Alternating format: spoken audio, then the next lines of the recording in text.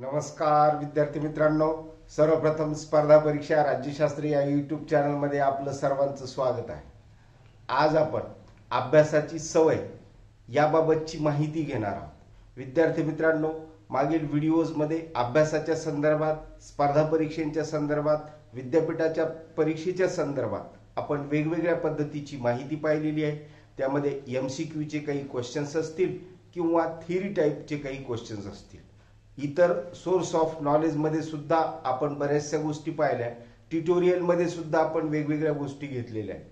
अशाच पद्धतीच्या या नवनवीन गोष्टी आपण घेण्यासाठी या चॅनलवर प्रयत्न करत असतो।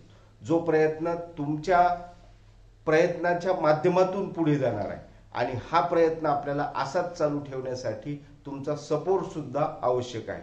त्यासाठी तुम्हाला हे चॅनल सबस्क्राइब करून घ्यायचंय, आलेलं बेल आयकॉन प्रेस करायचंय।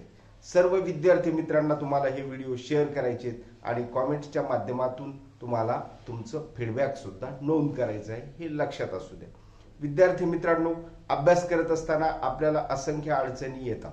त्या अडचणी कशा सोडवायच्या किंवा त्याबाबतचं नियोजन कशा पद्धतीचं करायचं हे आपण दररोज वेगवेगळ्या पद्धतीने ठरवण्याचा प्रयत्न करत असतो, परंतु ते जमत नाही।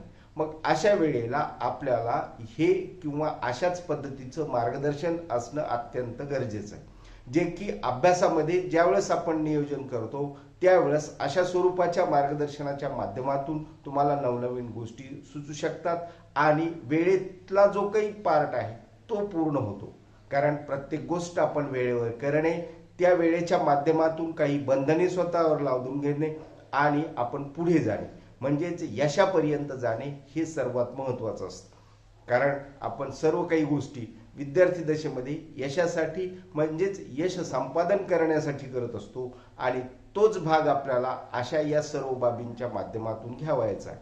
अभ्यासाची जी काही पद्धत आहे, या अभ्यासाच्या पद्धतीमध्ये कोणत्या गोष्टी आपल्याला इसेन्शियल आहेत किंवा कोणत्या गोष्टी महत्त्वाच्या आहेत, या सर्व बाबी आपल्याला लक्षात घ्यायलाच पाहिजे।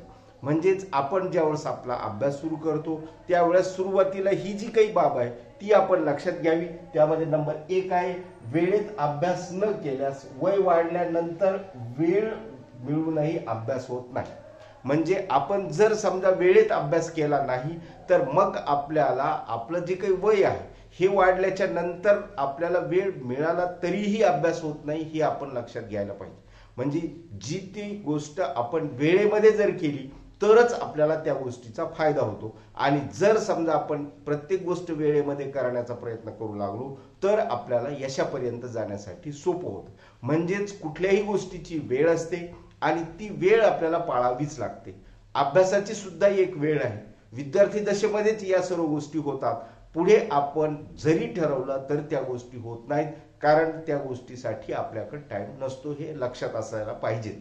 आणि तेही विद्यार्थी दशेमध्ये जर लक्षात असेल तर आपल्याला याचा जास्त फायदा होतो। म्हणून अशा सर्व गोष्टी आपण आपल्या या चॅनलवर देण्याचा प्रयत्न करत असतो। आजचा जो काही दुसरा जो काही पार्ट आहे तो कोणता आहे तर अभ्यासाचा दिखावा करू नका। कारण आपल्याला प्रत्येक गोष्ट वेळेमध्ये करायची आहे आणि वेळेमध्ये म्हणजेच आपल्या विद्यार्थी दशेमध्ये करायची आहे। स्पर्धा परीक्षांचा अभ्यास करायचा, विद्यापीठाच्या परीक्षेचा अभ्यास करायचा म्हणजेच तो विशिष्ट वेळेमध्ये करायचा आहे। आणि त्यासाठी आपला जो काही दिखाऊपणा आहे, आपल्याला कुणाला तरी दाखवायचं असतं मी अभ्यास करत आहे, मला अभ्यास येतो, अभ्यासाचे या सर्व गोष्टी मी पुस्तक आणलेले आहेत, या सर्व बाबी मी पूर्ण केलेल्या आहेत, परंतु तुमचा अभ्यास झालेला आहे का म्हणजेच तुम्ही नुसता दिखावा करता। पुस्तके आजूबाजूला ठेवणे किंवा पेन या सर्व जे काही साहित्य आहे ते नुसतंच आजूबाजूला ठेवणे, या सर्व गोष्टी दिखाव्याचा पार्ट। आपला त्या माध्यमातून वेळ किती आपण अभ्यासावर खर्च केला हा भाग महत्त्वाचा आहे। तो भाग आपल्याला समजून आला पाहिजे। लवकरात लवकर जो तो समजला तरच आपण अभ्यासाच्या पद्धतीमध्ये सुधारणा करू शकतो। आपल्याला अभ्यासाची पद्धत सुधारायची, आपल्याला अभ्यासाची सवय लावून घ्यायची आहे आणि अभ्यासाची सवय एकदा लागली की आपल्याला अभ्यास करण्यासाठी सुद्धा पुढे जाण्यासाठी कोणीच रोखू शकत नाही, हे लक्षात असायला पाहिजे, तेही विद्यार्थी दशेमध्ये। म्हणून या सर्व गोष्टी आपण सांगत असतो। आजचा जो काही तिसरा जो काही मुद्दा आहे तो पहा की कुणाशीही स्पर्धा म्हणजे आपल्या अभ्यासात व्यत्यय निर्माण करणे की व्यत्ययाचा जो काही भाग आहे आपण काय करतो की कुणा बरोबर तरी आपली स्पर्धा करण्याचा प्रयत्न करतो।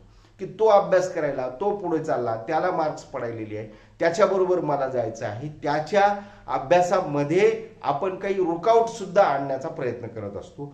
म्हणजेच ही जी काही स्पर्धा आहे किंवा अशा ज्या काही गोष्टी आहेत त्यामुळे तुमचा जो अभ्यासाचा वेळ आहे त्यामध्ये तुम्ही व्यत्यय निर्माण करत असता. कारण दुसऱ्याबद्दलची अशी असूया ठेवणे म्हणजेच तुमच्या मनामध्ये सुद्धा तशा पद्धतीचा विचार करणे आणि तो विचार आपण मनामध्ये केला की निश्चित त्या विचाराला सुद्धा तुम्हाला वेळ द्यावा लागतो. आपल्या अभ्यासाचा वेळ इतर खर्च होतो हे लक्षात असो.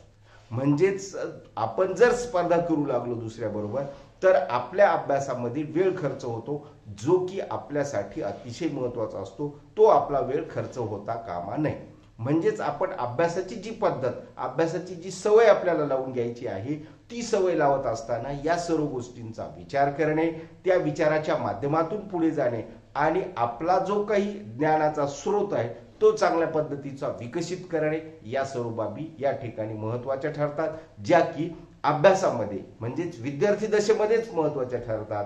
नंतर त्याचा विचार करून चालत नाही.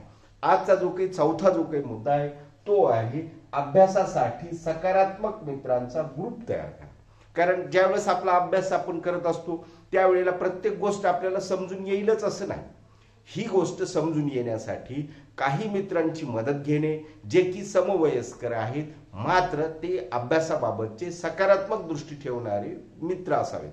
कारण जर त्यांचा नकारात्मक दृष्टिकोन असेल तर मग या संगतीने सुद्धा आपल्याला वेगळं वळण लागण्याची शक्यता जास्त असते.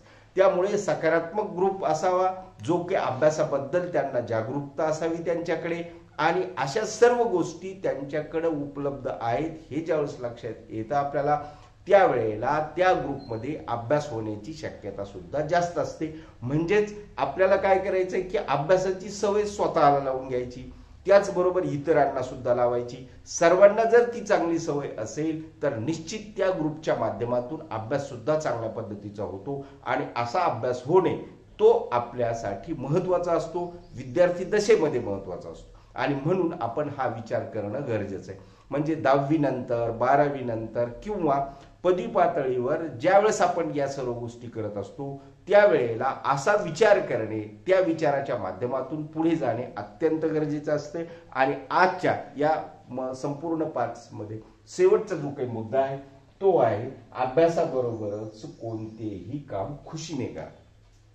अभ्यास तर तुम्हाला खुशीने करायचाच आहे, आनंदाने करायचा आहे की त्याच्यात व्यत्यय नको आहे. परंतु कोणतंही काम करत असताना घरामध्ये जर आपण आनंदानं काम केलं तर त्याचा आपल्याला चांगल्या पद्धतीचा रिझल्ट येतो हे लक्षात असू.